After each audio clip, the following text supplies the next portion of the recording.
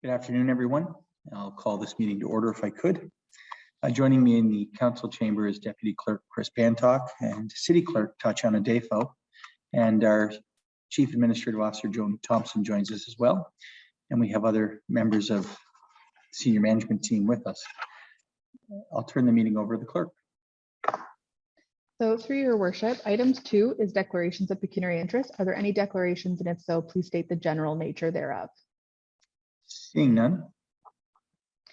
Item 3 is adjournment to a public meeting under the Planning Act, and there is a motion that the special council meeting adjourn to a public meeting under the Planning Act to hear from members of the public with respect to the following planning matters.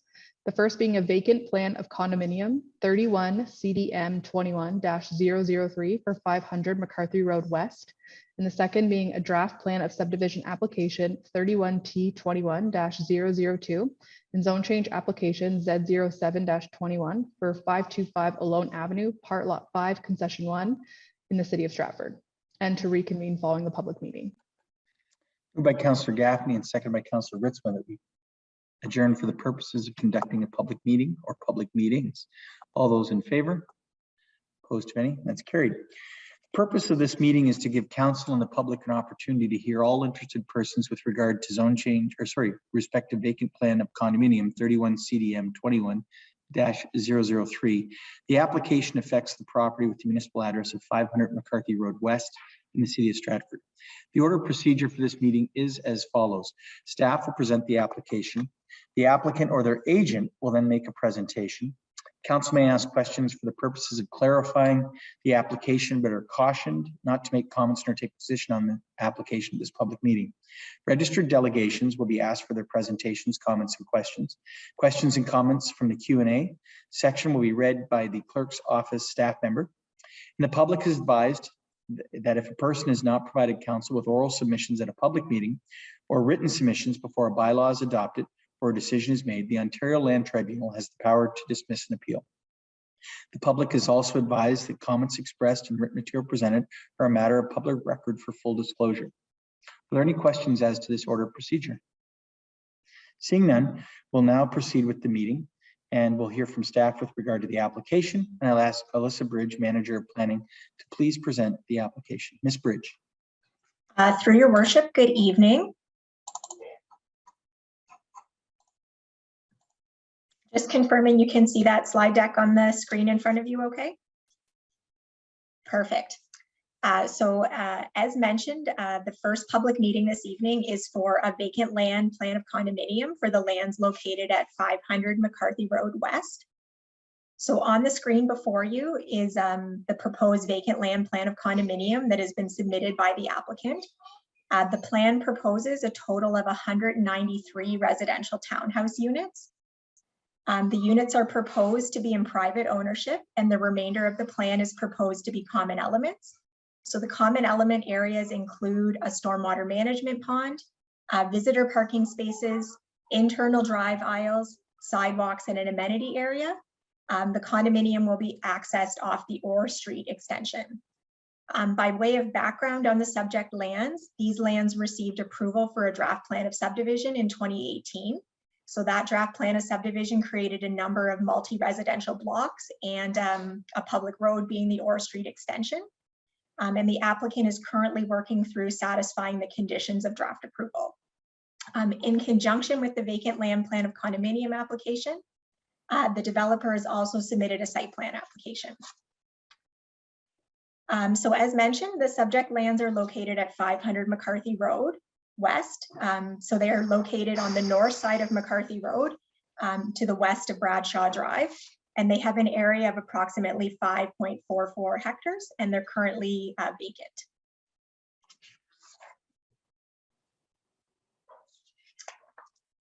My apologies, somehow my slides have gotten out of order. So the subject lands are designated in the official plan as medium density residential special policy area 17, and they're included as part of the Stratford West secondary planning area. So that special policy area 17 permits a range of low, medium, and high density residential dwellings, and with a minimum density of 16 units per hectare and a maximum density of 100 units per hectare. The proposed townhouse development would have a density of 35 units per hectare, which would fall within this permitted density range. The subject lands are zoned residential fourth density special, and this zone permits clustered housing in various forms, including townhouse dwellings. The lands are also subject to 2 holding provisions. There is an H1 holding provision that applies to all of the subject lands, including the lands to the east of Bradshaw Drive. And what this holding provision does is it limits the maximum number of units on this entire property to 707. There's also an H2 holding provision on the subject lands. And what it does is restrict development or buildings or structures on a portion of these lands until the works within the floodplain have been completed. The application has been circulated to agencies and internal departments. And to date, planning staff have received comments from the fire department, the Catholic School Board, Canada Post, and Hydro One. There have been no concerns raised, and staff will incorporate comments from the remaining agencies and internal departments as part of a future staff report. In addition to the agency comments, the notice of the application was also circulated to adjacent property owners and published in the Beacon Herald, and no public comments have been received. So in terms of next steps, we'll receive feedback today from the statutory public meeting. We'll obtain all of the circulation comments from the city departments and various agencies, and then staff will prepare a recommendation report that'll be presented to the Planning and Heritage Committee. That is all I have for you formally this evening, and I'd be pleased to answer any questions that council may have. Any member of council have a question? Councillor Henderson. I just wondered if you'd had time to reach out to the developer to see the accessibility committee had concerns that all 7 of the parking spots are on the side of the road where there's no sidewalk. And they also had concerns about maybe possibly spreading them out further among the townhouse area. Have you heard anything back? Through your worship, so as Councillor Henderson mentioned, the Accessibility Advisory Committee has reviewed site plan applications, including this committee, or including this application or the site plan that's been submitted in conjunction with this application. And staff provide those comments as part of a comprehensive set of comments that go to the developer on the site plan. So we're still waiting on some internal department comments on the site plan. So the accessibility comments will go out when we have a full set of comments for the developer. Thank you. All right, Councillor Clifford.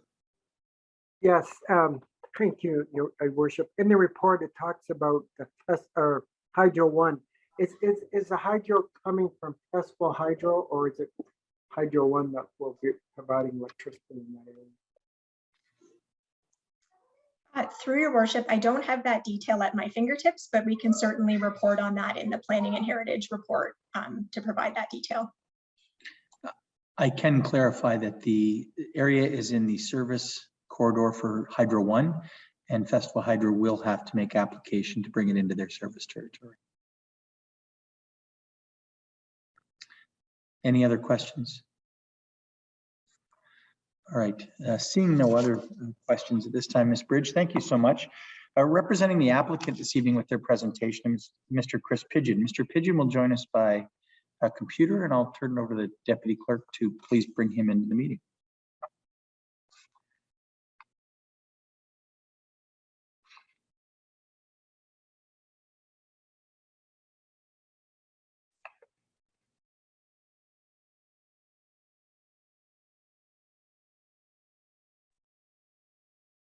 Thank you, Your Worship, members of council. So I don't have a presentation this evening. I'm simply here to answer any questions. I think that the staff report has been thorough. I note, Councillor Henderson, I certainly was aware of your comments, and we'll respond to that as a part of the site plan application. Thank you. Are there any questions at this time for Mr. Pidgeon from members of council? All right, Councillor Burback, go ahead. Thank you. So, Mr. Pigeon, can you tell me if there are any plans being made for possible environmental enhancements to these homes at all? Because Stratford has declared a climate emergency, so we are looking for developers to kind of cooperate with us to help us to bring more environmental developments to Stratford. So I'm wondering if you could comment on that. Sure. Thank you, Councillor, through your worship.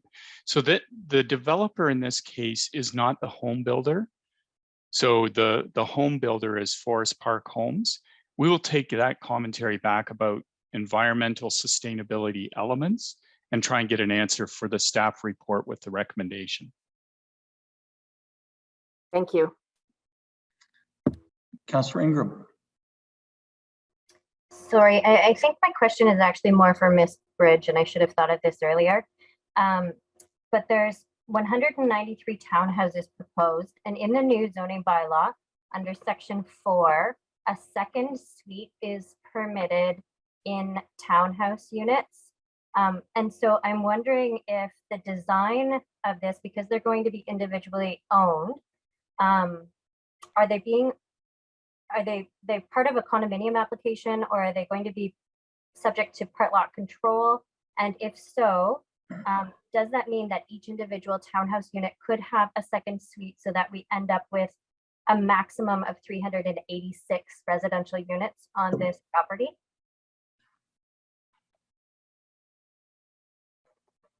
Through your worship, so that's, you're correct, Councillor Ingram. So the new draft comprehensive zoning bylaw allows second suites in townhouse dwellings. There's a piece I'd like to look into a bit further, and then I can provide some additional information. I believe the second suites have to be accessed by a public road. And I'd like to confirm whether the type of road or access to these units is being proposed through the vacant land plan of condominium would qualify as that under our bylaw. And so once I've sorted that out, I'd be able to provide some information about whether they be eligible for second suites as of right under the bylaw. Thank you. Any other questions at this time for Mr. Pigeon? All right, seeing none. Any member of council having any further questions? All right, I'll ask the clerk now if there's any registered delegations or questions in the chat box. So through your worship, there are no other registered delegations, and in reviewing the Q&A, there are presently no questions submitted. Right. We have no further questions from the public, and we have no delegations scheduled. Is there anything further from council with regard to this application they'd like to either ask the applicant and or Ms. Bridge? All right, seeing none. City Council intends to consider this application at a future Planning and Heritage Committee meeting. Members of council will be given an opportunity for full discussion of the application after reviewing the comments received from the public at this time. If anyone would like to receive further notice of this application, please email clerks@stratford.ca. A video of this meeting will be posted to the city's website, and this public meeting is now adjourned. Thank you. I will call our next public meeting to order, and the purpose of this meeting is to give council and the public an opportunity to hear all interested persons with respect to plan of subdivision 31T21-002 and zone change application Z07-21. The application affects the property with the municipal address of 525 Olone Avenue in the city of Stratford. The order of procedure for this meeting is as follows. Staff will present the application. The applicant or their agent will then make a presentation. Council may ask questions for the purposes of clarifying the application, but are cautioned not to make comments nor take a position on this application at this public meeting. Registered delegations will be asked for their presentations, comments, and questions. Questions and comments from the Q&A section will be read by the city clerk's office staff member into the record. The public is advised that if a person is not provided counsel with oral submissions at a public meeting or written submissions before a bylaw is adopted or a decision is made, the Ontario Land Tribunal has the power to dismiss an appeal. The public is also advised that comments expressed and written material presented are a matter of public record for full disclosure. Are there any questions as to this order of procedure at this time? Seeing none, we'll proceed with the application, and we'll hear from City Planner Jeff Bannon, who will present the application. Mr. Bannon. Thank you, Your Worship. I am going to get my presentation ready here. So the second public meeting is for 525 Ohlone Avenue. It's for a plan of subdivision and rezoning. The subject lands are located on the east side of Ohlone between the Goderich Exeter Railway and Huron Street. They have an area of approximately 4.02 hectares. They're proposing a subdivision that contains 15 single detached dwelling lots, 10 semi-detached dwelling lots, 2 street townhouse blocks, 2 townhouse blocks, a walkway block, and 2 open space blocks. The proposed draft plan would be serviced by 1 new local road, and the lands are proposed to accommodate up to 69 new residential units. The surrounding land uses to the north is a commercial plaza. To the east is parkland and single detached dwellings. To the west is a residential subdivision that's under construction, and to the south is a rail line, and beyond that is a cemetery. The applications were deemed complete on October 26th of this year. Several reports were submitted in support of the applications. There's a planning justification report, existing soil, traffic, vibration, and noise reports, an archaeological assessment, an environmental site assessment, floodplain mapping, stormwater management brief, servicing feasibility study, and a geotechnical investigation. The property is designated as residential area in the official plan. The policies allow for a range of dwelling types from single detached and semi-detached dwelling to townhouses and low-rise apartment buildings. The density range for the lands designated is between 12 and 65 units per hectare. And there's a special policy area on the lands that is to recognize underdeveloped and underutilized lands. And the city will be expecting that at least 25% of all housing units are within the affordability range as established by the province, with a minimum of 25 units per hectare. A portion of the lands are also located within the Upper Thames River Conservation Regulation Limit and are identified as flood and erosion hazard land. And Ohlone Avenue is an arterial street. The requested zoning bylaw amendment is to rezone the lands from future residential FR land to an R2 bracket 2 special zone, an R4 bracket 2 zone, a split R4 bracket 2 special zone that's split with a residential 5th density R5 bracket 1 zone, and also a park zone. The R2 bracket 2 special zone would allow for single detached dwellings with minimum lot area of 284 square meters and semi-detached dwellings with minimum corner lot frontage of 12.5 meters. The requested split R4 zone would permit a minimum lot area for street townhouse dwellings of 266 square meters and an R5 zone with a minimum front yard setback of 6.6 meters for the street townhouse dwellings. The application was circulated. We've received comments back from the clerk's office, and they're asking for sufficient parking to be provided on the subject lands.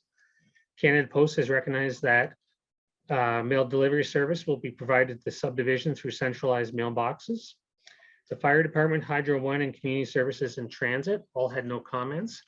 And engineering services have more elaborate comments that are detailed within the planning report that has been submitted. The notice of the application was sent out to 67 surrounding property owners on November 8th, and it was published in the newspaper on November 13th. No public comments have been received to date, and all remaining agency comments will be provided in a future planning report. I'm available to answer any questions that may arise. Thank you. Thank you very much, Mr. Bannon. At this time, representing the applicant is Mr. Dave Nuttall, and I believe that Mr. Nuttall is going to join us. Ms. Defoe? Your worship, yes, he is on the line, and we are working to connect him now. Thank you.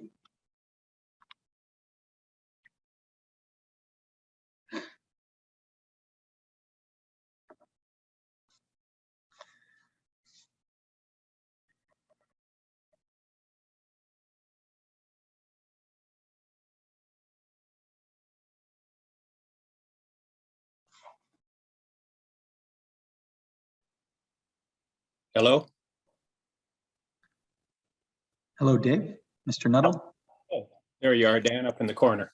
Yep, there you are. So the floor is yours. All right, Jeff Bannon did a good job introducing our project. This will be the fourth one that we've done in that area. The lands to the east where Douglas and Matilda join. We did those two subdivisions in there. We also did the one that runs from Foreman over to Huntington on Norman Street. They were all done. The last two were done about 10 years ago. The other one about 12, 15 years ago. So we're familiar with the area. As Mr. Bannon said, he's introduced you to the bylaws and the changes that we want on here. But what I'm going to touch on is the product, the end product that is going to be built on in this subdivision. We've tried to bring this project in so that we can stay in the lower or entry level type housing in it. You'll see on the problem with the mapping is you turn this way. For some reason, they don't want to draw maps to the north anymore. But on the east side is where the drain is. There was a requirement with a report that was done, the Roadhouse Drain Report required us to have a 60-meter swath in there. That's why the big setback for that floodplain area.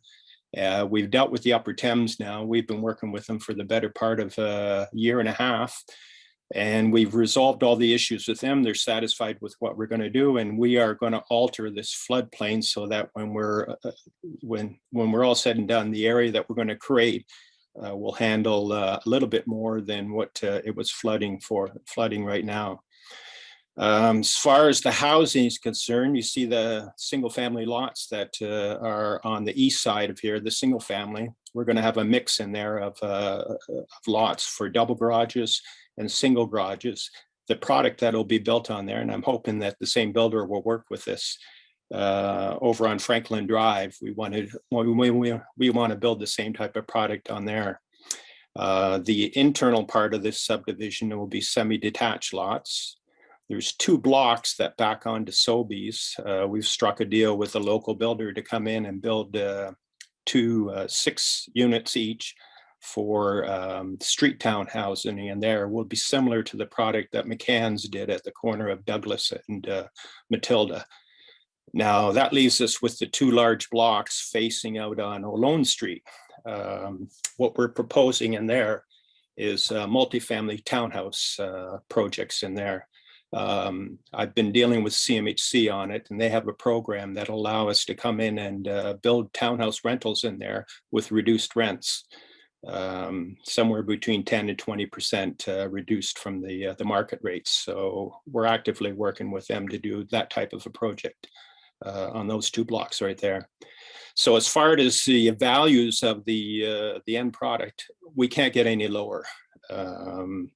We're really trying to stay at the bottom end of the market, but still bring on some good product. That stuff that was built on Franklin Drive by Jim Pohl's company. It's a very good looking product now. It turned out very well. Now we're going to have to do quite a bit of work in this altered floodplain area. We're prepared. We've got reports being done right now. So hopefully when we're all said and done, I don't know if you people have had a chance to go look at that Roadhouse drain at Douglas and Matilda. But when I started working in there 10 years ago, all you could see is gravel on the side of the drains. Now it's growing right in. It looks like a jungle in there. It's done an excellent job of filling in right in there. As for that entranceway that you see fronting on Olone, we've got to shift that south because they want us lining up with the entranceway across the street. The reason we put it there is because you got those heavy duty hydro poles, and Goran Borvicevic of Festival Hydro didn't really want us moving those poles, but it looks like we're going to have no choice but to move our entranceway further south, and then we're going to have to modify or change where the location of those hydro poles that are out there now. We've designed the project in the northeast corner. You can see a walkway there so that people in this subdivision here can walk into that park. There's the park's turned out pretty nice in there. Tot parks is what we call them. So that's what that is for. We've been asked to get an easement to cross against the property owners that own the Sobeys Mall.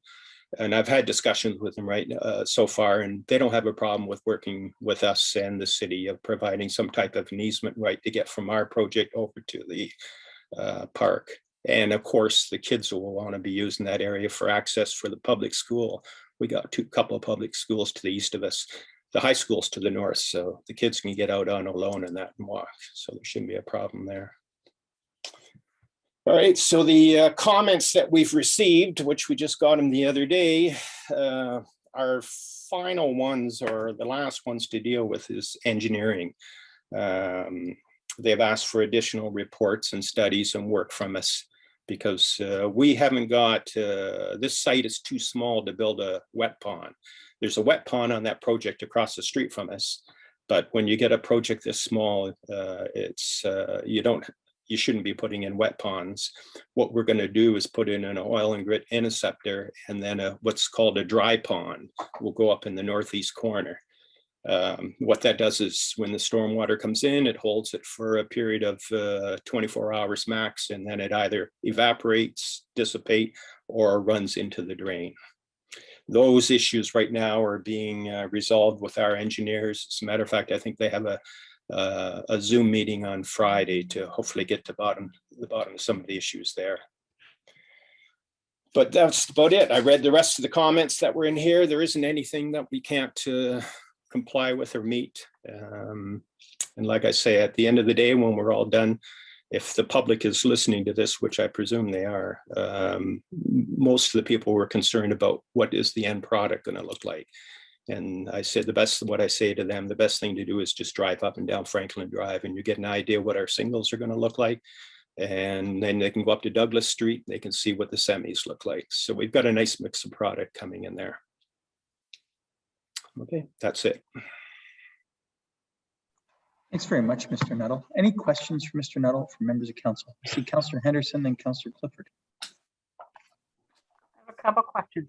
I'm wondering if, have you heard of LID, low impact development? I wonder if that would work in that development. Low impact development? Yeah. When you're speaking now of stormwater issues? Yes, I am. Yeah, we tried it here in London on a project last year, and the municipalities don't want it because of putting it out in the boulevard areas. But where we can work with it on this particular site is in those open spaces at the back. I've already had preliminary discussions with the Upper Thames and also Mike Pullen with Invest Stratford. What we want to do is donate about $10,000 worth of spruce trees and replant them in that area that we're going to be working in between our subdivision and the drain, just to help things fill in faster. That's part of an LID. That's what you're talking about right there. Out as far as the entranceway, we have there'll be an island in the middle, one road coming into the subdivision and then two lanes going out so it can go left and right. We have an island in the middle and we can do something in there if the municipality wants us to, some type of greenery, storage area or something like that. But as far as doing anything in the boulevard areas where the roadways are, I have not met a municipality yet that's acceptant to it because they just don't want to deal with it. They look nice when you're done, but after 2 or 3 years, garbage blows in them. Nobody's there to clean them up. They just don't look nice. But we can work on those open areas out back. As a matter of fact, one thing I want to do is where that water now it was called the Finnegan Drain coming in from the subdivision on the other side. They've built their pond now, but it still runs through ours on the block, this block here. What I want to do is swale it and then reroute that drain coming through and put in riprap. Riprap are big rocks put that in, spread the water out, because if you spread the water out and let the sun in, Mother Nature will take over.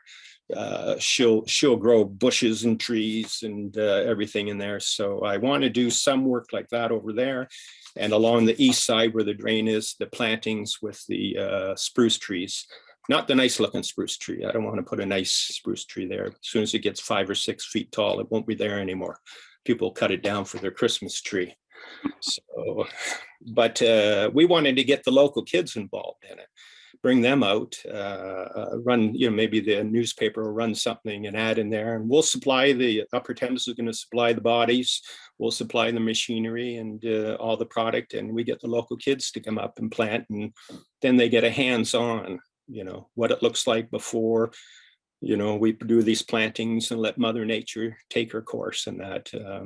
Like I said, that drain now, if you stand on that bridge on Douglas Street that we built, it looks like a jungle in there now. It's done a very good job of filling in. The only problem I have is some of the people that have their houses on Franklin Drive that back onto this drain, they've gone and put dams there. And I warned them, I said, they got to come out because the minnows now are starting to come up from the south, and they can only go so far till they hit the dam. The dam's got to come out, so that'll allow the minnows to swim all the way up past Huron Street and start filling in. We got 2 families of ducks in there now. There were turtles. I'm not sure if they're there anymore. And the neighbors have told me they've seen foxes in there running around. So we're getting wildlife in there. But the big thing with to do with, you talked LIDs, is, and we can do a lot of work in there. I'd like to come back in another 10 years down the road and see that look like a jungle in there. I don't want any walking paths or anything like that. Just let Mother Nature take her way or way on it and fill it right in. Oh, that's Thanks. one more thing we got. I forgot to say this. We have to have a chain link fence running along the railroad track for protection. And I've dealt with the railroad, the contacts in Montreal, and I asked them, can I put this chain link fence on the back of those lots 1 through to 17? I would prefer to put it there, a chain link fence, because if you have time, you people should go look at that subdivision kitty corner from us on the other side of the of Olone. They put a chain link fence right on the property line for the railroad track.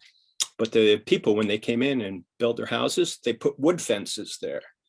And now when you walk down the railroad track, it's starting to look like a back alley in Chicago in there. They look horrible looking. So I would prefer to put the chain link fence right across the back of all these properties. It's there. Somebody wants to fill it in, they can do the weaving, with that plastic inserts and stuff like that to fill it if they want that. I don't know why. It's not a security issue.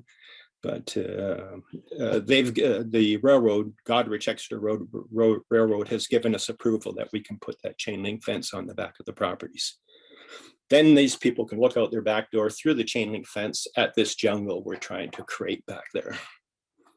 So that's the best I can do for LIDs. Okay. Sorry. That's very thorough. Thank you very much. Since you brought, I wanted to talk to you about accessibility, but I'll talk about this chain link fence first. I don't know if this is possible, but like you're saying, people come in and want a wooden fence, and I think the wooden fence helps to block some of the sound from the train. So I'm wondering if that wouldn't be a better option if it's possible. But anyway, that's something else you can look at. But accessibility, I just wonder, are any of these units being built without stairs? Are they going to be accessible? Is there a visitor parking area or anything? I'm just checking that out. Now that I've got counsel here, I did want to approach you on these 2 multifamily blocks, and I've bounced it past Mike Pullen. What we'd like to do in there is work with the city and build a turnkey project. Hand you the key when we're all done for $1. Of course, you have to buy it, but we will do everything. And Mike brought that up. He wanted to know on the end units, can we get some 1 floor type units in there for handicap, elderly, etc. I said, yeah, Mike, I said, now's the time to be working with this, before we get into designing these things. And working, it takes a while to work with CMHC to get into this program. That project is an idea. Those 2 blocks at Fronting on Ohlone are ideal projects for all of us to work on. So when we're all said and done, Stratford could own, I think there was 22 units I proposed on there under this new program with CMHC for affordable housing. Now our rents are like 10 or 20% low.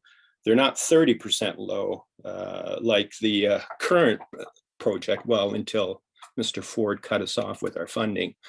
But years ago when I did that second subdivision, I had that block right in behind Tim Hortons. I wanted to do 24 townhouses there, and at that time, Dan, you weren't the mayor, it was Dave, I forgot his name. That's it, yes. I said, why don't you let us come in and turnkey that? At that time, the rents were like $1,200, $1,300 for a 3-bedroom townhouse. We could have turnkeyd it, hand it to you for $1, and today you could have owned them, practically had them paid for, and be renting them out for $1,300, $1,400 a month. Sometimes this affordable housing type business, and everybody's trying to do it out there.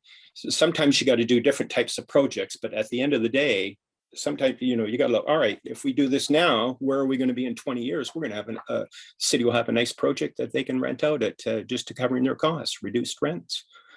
Well, I would suggest you talk to Kim McRoy, our Director of Social Services, involve her in this. And I believe she's on the phone here, or on the call. Sounds like an interesting idea. Yeah, it's a good time to work right now on it. Like I say, we can turnkey it.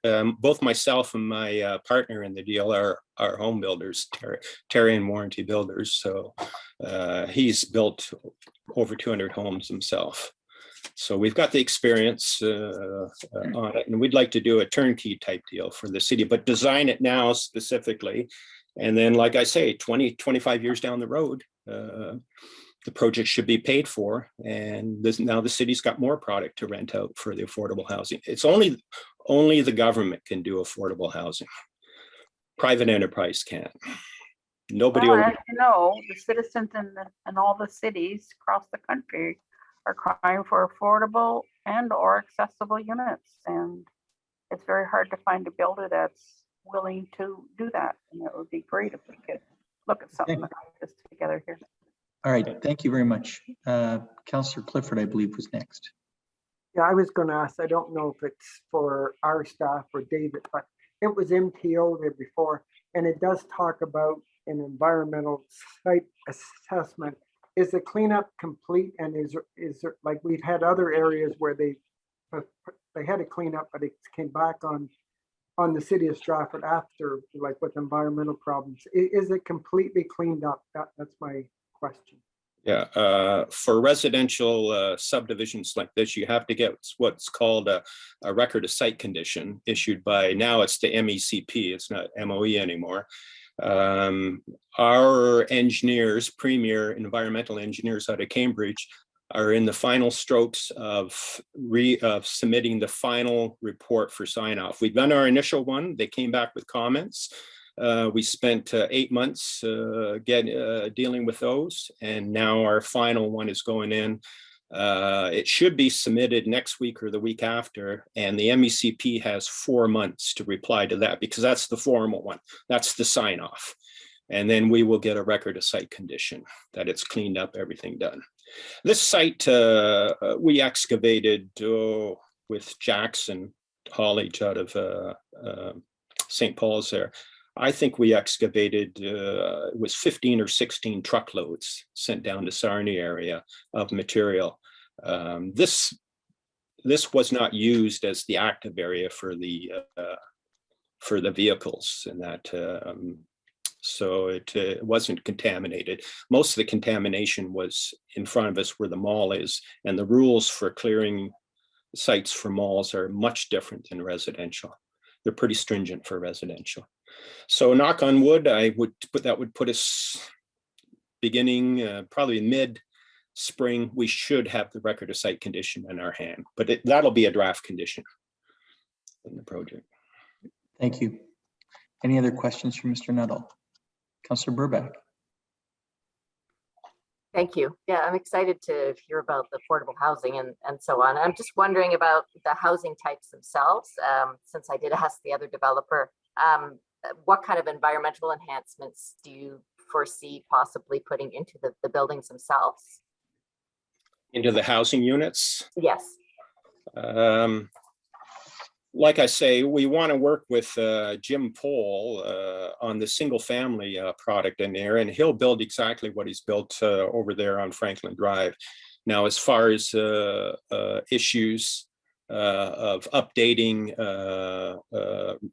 housing requirements to meet the new codes, Tarion, which is they call them home builders now, they're constantly sending out bulletins to people. I get them every day from them. So that's their issue when he builds the houses. So if you're asking me what specs will be in there, I don't have that answer. But I can tell you this, if we're working together on those 2 blocks out there, you know, that's a good time to get involved in it and deal with some of these issues that you're talking about. Okay, thank you. Any other question for Mr. Nuttall? All right, I'd ask the clerk if there's anything to be read in from, or sorry, let's start with registered delegations. Are there any scheduled? So through your worship, there are no further registered delegations, and in reviewing the Q&A, there are no questions that are currently submitted. All right. Is there any other questions then for Mr. Nuttall at this time? All right. City Council intends to consider this application at a future Planning and Heritage Committee meeting where members of council will have the opportunity for full discussion of the application after reviewing comments received from the public at this time. If anyone would like further notice of this application, please email clerks@stratford.ca. A video of this meeting will be posted to the city's website. This public meeting is adjourned. Thank you. We'll now head to our 3rd public meeting. And the purpose of this meeting is to give council and the public an opportunity to hear all interested persons with respect to the proposed amendment to Building Bylaw 112-2005, including Fee Schedule A. The order of procedure for this meeting is as follows. Staff will present the proposed amendment. Council may ask questions for the purposes of clarifying the amendments, but are cautioned not to make comments or take a position at this public meeting. Registered delegations will be asked for their presentations, comments, and questions. Questions and comments from the Q&A will be read into the record by a clerk's office staff member. The public is advised that if a person has not provided counsel with oral submissions at a public meeting or written submissions before a bylaw is adopted or a decision is made, the Ontario Land Tribunal has the power to dismiss an appeal. Are there any questions as to this order of procedure? Seeing none, we'll proceed with the meeting. And at this time, I'd ask Jonathan DeWeerd, our Chief Building Official, to present his new proposal. Mr. DeWeerd. Thank you, and through you, your worship, I will give you a brief overview of the report that's in front of you here tonight. So the objective of this report is to have a public meeting to hear from members of the public regarding the proposed fee changes for all types of building permits, which we hope to have an effect for January 1st, 2022. So just a brief overview, this information has been provided on the city's website and through the town crier, and we've also made this information available to the Stratford and Area Builders Association.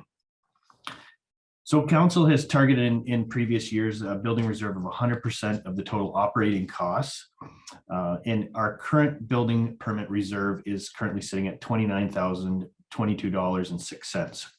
So we have quite a ways that we'd like to go to build that reserve back up. And as part of that, through orderly change, we'd like to revise our building permit fee. So you have Schedule A in front of you tonight, which outlines those fees. And I'd just like to note that the building permit fees are designed to recoup all direct and indirect costs related to the delivery of the building services for the city of Stratford. So I don't have anything beyond that, but I am available to answer any questions that council does have. Thank you very much, Mr. DeWeerd. Questions for council for the Chief Building Official? All right. Is there any registered delegations this evening? I ask the clerk, and if there's anything in the record that would like to be read in. So through your worship, there are no registered delegations and there are no questions submitted in the Q&A. All right. Is there any other questions from members of council at this time from Mr. DeWeerd? All right. City Council intends to consider this application at a future Planning and Heritage Committee meeting where members of council have the opportunity for full discussion of the application after reviewing comments received from the public this time. If anyone would like to receive further notice of this application, please email clerks@stratford.ca. A video of this meeting will be posted to the city's website, and this public meeting is adjourned. Thank you. I will now ask the clerk to take us back into regular session, and I'll turn the meeting back to her. So through your worship, moving to item 5, reading of the bylaw, there is one bylaw listed for consideration, and that's the confirmatory bylaw. It requires first and second reading and third and final reading. First and second reading is moved by Councillor Bunting and seconded by Councillor Ingram. Discussion. All those in favor? Opposed, if any? That's carried. Third and final reading of the confirmatory bylaws, Councillor Vasilakos and Councillor Burback. Discussion. Seeing none, all those in favor? Opposed, if any? That's carried. And a motion to adjourn this evening's proceedings, Councillor Clifford and Councillor Burback. Thank you. All those in favor? Opposed, if any? That's carried. Thank you, everyone, for your time. Have a good evening.